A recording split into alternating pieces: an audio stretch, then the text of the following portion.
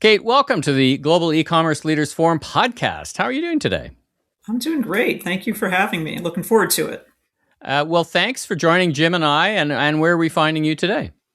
I am in Arlington, Virginia, which is just outside of the nation's capital here, Washington, D.C. All right. Well, welcome again. Tell us briefly a little bit about yourself. What's your background? And a little bit about IMAG. Jim's got some more in-depth questions coming up a bit later. We're very excited to have you on the mic. So who are you and what do you do for a living, and a little bit of your background, and then a little bit about IMAG, just to set the foundation for the listeners. Yeah, sure. Absolutely. Well, my name is Kate Muth. I am the executive director of the International Mailers Advisory Group, or IMAG, as we're better known. Actually got my start in this industry as a trade reporter. I was a reporter who covered the Postal Service, covered the business of mailing and shipping, covered the Universal Postal Union and sort of cross-border in that context. And then kind of switched to, I joke that I managed to get into two dying industries in a single job, journalism and mailing, but they've both morphed into something else. And so Both now resilient. yep, that's right. So now I'm switched over kind of to the trade association side of things about 15 years ago. Worked for a domestic trade association, Postcom, which is very well known in the U.S. And then I think it's been about 12 or 13 years I've been doing IMAG as the executive director. Great. And scope of scale of the membership, would they be global? Are they mostly US based?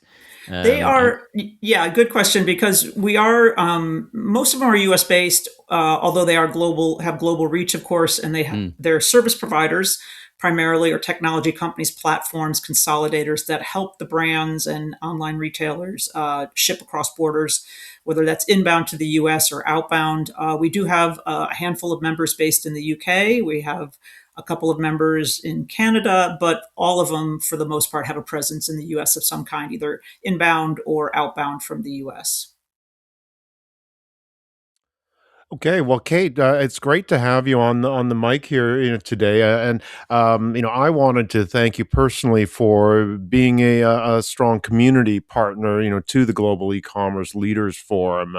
As we've gotten to know each other and kind of realize the overlap of our communities, really, I think we've sought, opportunities to share insights and really opportunities, to network. That's why, we're really happy to have you join us, here today.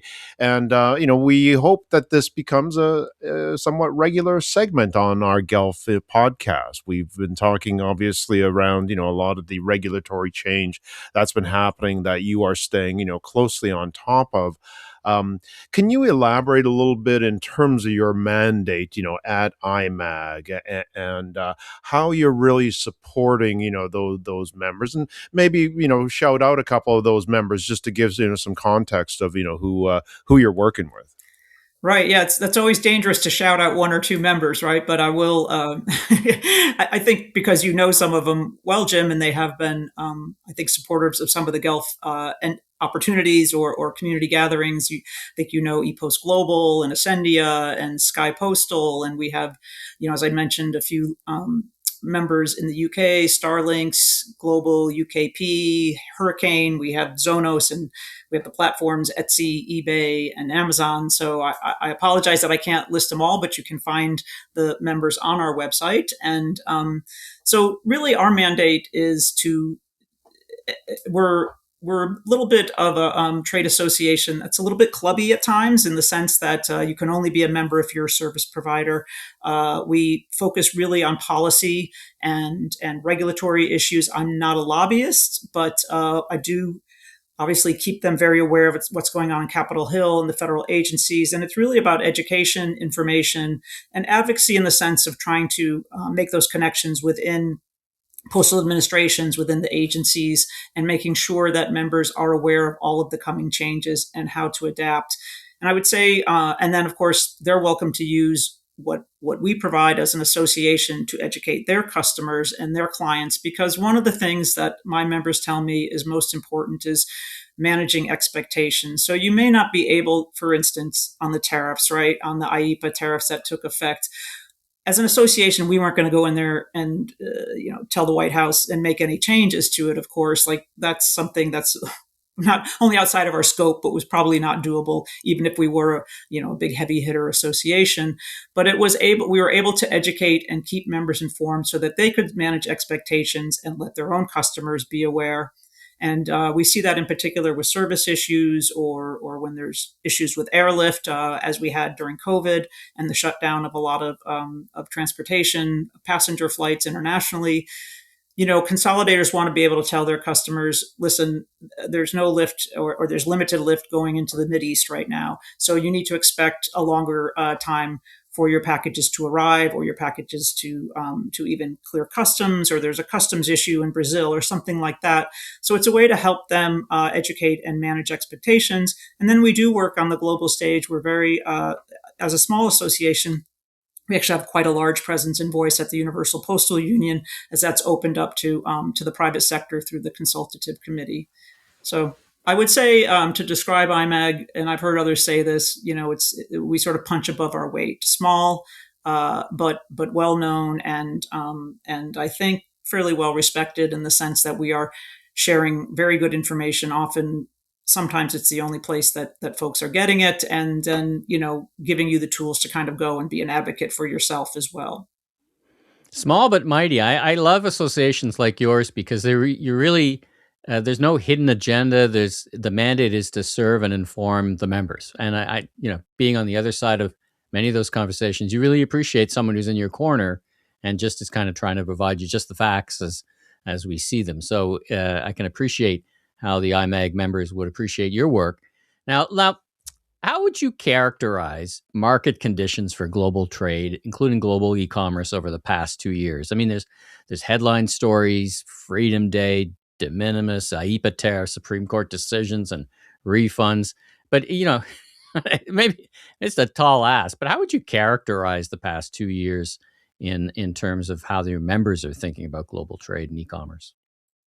Yeah, that's a really interesting question. It's sort of a tough question to answer because you listed all of the challenges and the difficulties, but I think it also really highlights the importance of how the current economy, the current upheaval in global e-commerce has really highlighted the need to have good service providers, to have good for the brands in particular, and probably not to have just one service provider, right? To be sure that you're using a number of, whether that's in delivery or in technology, and then the importance of having good data. So I think it's really highlighted the importance of having strong partners that can help you navigate these very muddy waters, or excuse me, very choppy waters. I guess they're muddy too. They're muddy too. Right.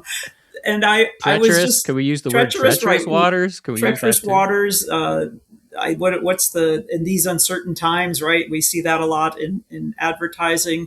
Yeah. But I'll say there's a few things that I spoke at a conference, or I was a moderator, and they asked me just to tee up a few things. And I think one of the really big challenges that's been overlooked is how much sort of the global cost of conflicts, the impact of conflicts and war on the supply chains. It is one of the biggest macroeconomic risks for those of us in the global supply chain business, but it also impacts capital flows, and it also hurts consumer confidence. So in addition to kind of having to reroute or have a shutdown in air traffic or reduced air traffic to certain countries, we have to worry a lot about consumer confidence. And I don't know that there's much that one can do about that, other than to be a really good service provider. And if they order something, the expectation that it'll be there in 5, 6, 7 days, if you're going around the world, that you meet those expectations,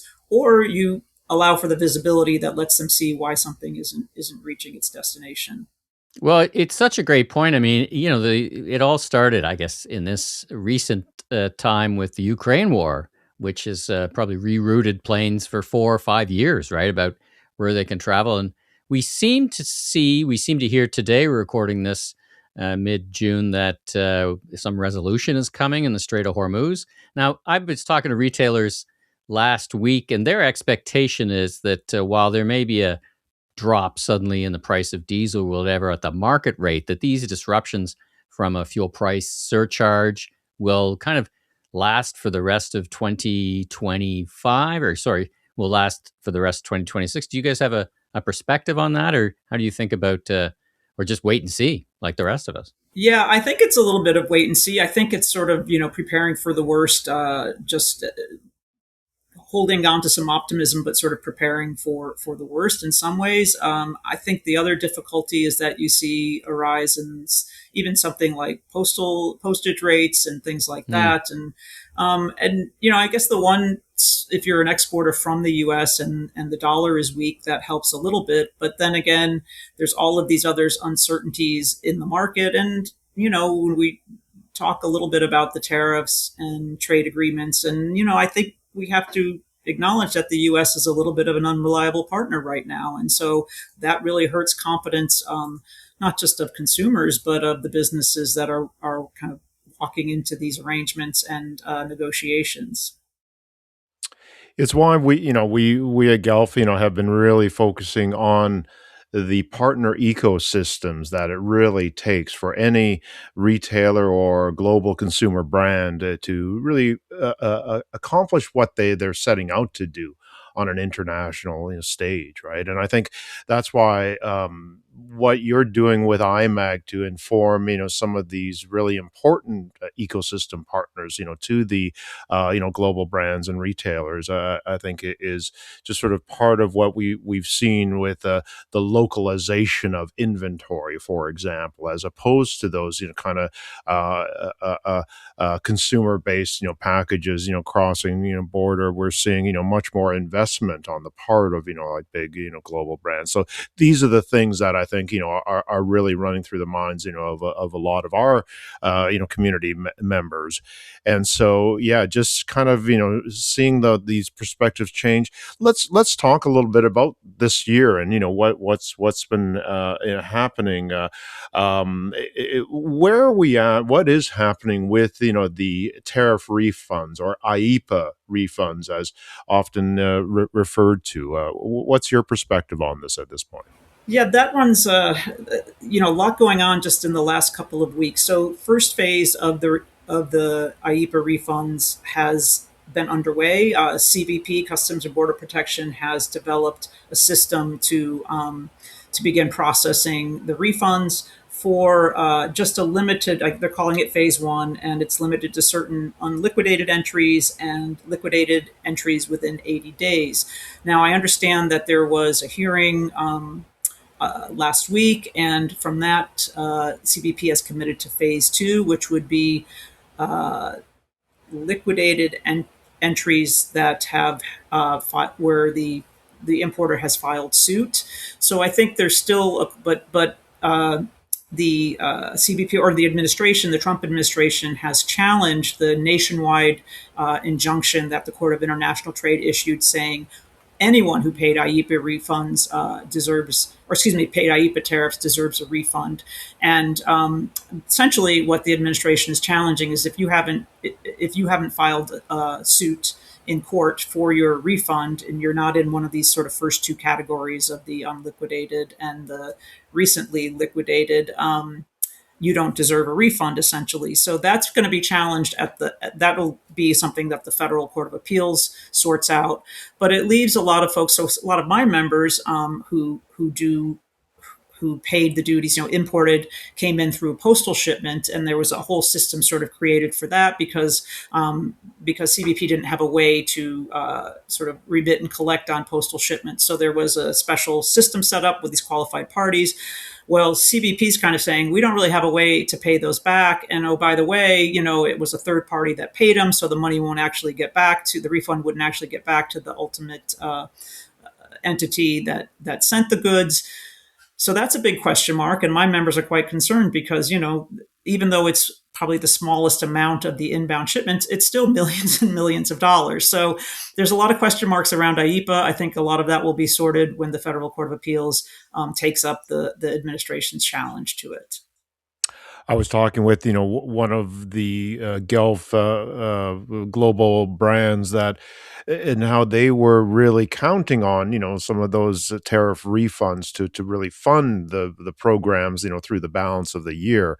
In our discussion, certainly, the end result was, stay on top of this, right? Is that basically your advice, to others, whether it's, your members or their customers, in this case? Yeah, this is a tough one because I'm not a customs broker and I'm not an attorney, so I'm always reluctant to give advice on this. But there is, I think, even within the legal camp, is this. At the time, there was a sort of a split. Should you file suit just to protect yourself, right, in case something like this happens? And others are like, well, no, the Supreme Court said, everyone who paid IEPA tariffs gets a refund. I think there's probably the sense that you're safer if you filed suit in the Court of International Trade, but that's just maybe not possible for everyone. But yeah, I think the key is to stay on top of it and to, if you have a customs broker, if you have a legal trade lawyer, these are the people you really need to be reaching out to for a little more guidance as well. We'll talk about the some of the looming changes in the European Union shortly, but for the our Gulf community, are there other regulatory changes that you think are important, for Gulf, members to be aware of things that have happened, perhaps earlier this year, and then we'll kind of talk later more about what's coming down the line. Yeah, I think, well, I'm going to answer that one on the inbound side first, because you said that your European Union we'll tackle in a minute. But there is something that's coming very, very soon, but it also kind of touches back on tariffs as well. So when the Supreme Court ruled that the IEPA tariffs were unlawful, the administration put in place what's called Section 122 tariffs to try to sort of recover, what they were losing from IEPA. Now, those only have 150-day. They can only be implemented for 150 days, and that 150 days ends on July 24th. So what we're expecting, and this kind of ties in with kind of what we're expecting from the Customs and Border Protection to issue, I would say in the next week, a what they call an interim final rule. So it's a rulemaking that takes effect in the very soon. So unlike a traditional proposed rulemaking, there's a comment period, and then there's some consideration, and then a final rule comes out with a later implementation date. With an interim final rule, essentially the rule is out with an effective date of 30 days is what we're hearing. And this will essentially create parity for duty treatment in the postal and commercial channel. It's going to require some more data elements from postal shipments as well. It's the first step in trying to bring parity between commercial and postal clearance, which, as I mentioned, had some differences because CBP couldn't accept postal shipments through its automated system. So that's coming, and we expect the timing to be such that it takes effect July 24th when the Section 122 tariffs end. And then there's also the U.S. Trade Representative is proposing tariffs on under the Section 301 part of the Trade Act. And the timing around that seems all kind of headed towards this July 24th date as well. So it's both kind of tariffs and new data requirements and some new requirements potentially in the commercial environment. I'm not exactly sure if cargo will have some changes as well, but we're eagerly awaiting that much anticipated ruling because it was supposed to be out a month or so ago with a 60-day implementation date, but now it's not going to be out until probably next week with only 30 days before implementation, which is not a lot of time for people to get ready. So over and above Europe, what other changes are you looking at globally that you're keeping on tabs? There's a review period coming up for Canada. That's probably about to be on your radar screen. You got a long queue there of things to try to pay attention to. But anything else that you'd want to tell our listeners about? Well, you did mention Canada, so we'll have what we call the USMCA, and you call the CUSMA. CUSMA. And so I believe July 1st is when that process starts again for a review of the agreement. We just, finally got through a year and a half of unrest with Canada Post. They've reached agreement with their union, and that has been ratified by the rank and Yep. file. So at Yep. least there's a little bit of certainty there. But Canada Post is in a world of hurt as well. And so, Canada, as one of the biggest destinations for my members, is always on our radar screen. And yeah, we'll be sort of refocusing there once we kind of get through the European Union changes, which unfortunately are July 1st. And then again, there's some other changes on November 1st. So it'll just be, I just put out a little infographic that basically says none of us will be able to take a vacation this summer as we get ready for all of this. Well, let's just hope we can cross the brand new Gordie Howe Bridge. That is a wonderful bridge connecting our two great nations. Add that to your list of moving goods from place to place as well. Exactly. And as someone who grew up a Hartford Whalers fan, I know Gordie Howe well. So, yeah. Excellent. A great Canadian who spent all of his career in Detroit, too. Kate, listen, this has been great. Thanks so much for joining us. And again, as Jim said, thanks for being such a great supporting member of our community. Now, if folks want to get in touch with you, perhaps learn more about your association, how do they do that? Well, they can find me on LinkedIn and send me a direct message. I can give you my direct email address if that helps, but certainly LinkedIn is the easiest way to find me. And then our website is imag.world, which is also something that will show all of my members and some of the work that we're doing. Thanks again so much for joining us on the Global E-commerce Leaders Forum podcast, and thanks for sharing your insights. I'd love to have you back. I mean, it's like a moment in time. Maybe we'll have you back next week. Things move pretty fast. Right, exactly. As you say, no rest for our community over the summer, but it's interesting, never boring. So once again, thanks for helping us sort it all out. Thank you so much. It's my pleasure. Thanks, Kate.